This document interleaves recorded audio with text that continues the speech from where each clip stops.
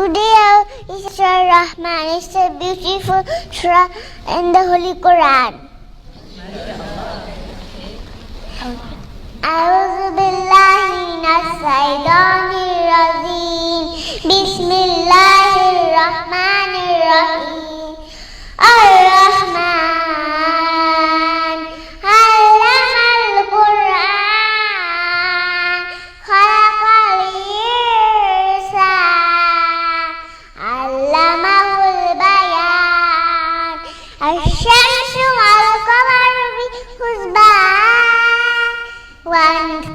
والنجم والشجر يسجدان والسماء رفعها ووضع الميزان ألا تطغوا في الميزان وأقيموا الوزن بالقسط ولا تخسروا الميزان والأرض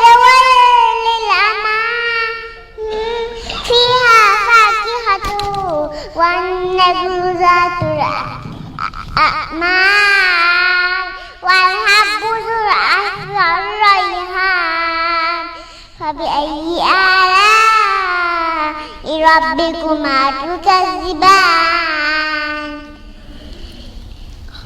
خلق الإنسان من صلصال كالفخار وخلق الجن من مارج من نار فبأي آلاء ربكما تكذبان رب المشرقين ورب المغربين فبأي آلاء ربكما تكذبان مرج البحرين يلتقيان بينهما برزخ لا يبغيان فبأي آلاء ربكما تكذبان يخرج منها اللؤلؤ والمرجان فبأي آلاء ربكما تكذبان وله الجوار المنشآت في البحر كالأعلام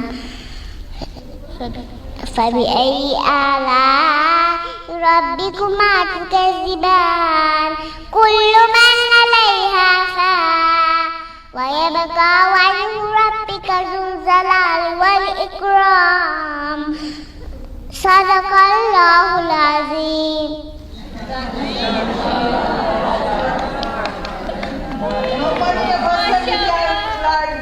Surah Rahman.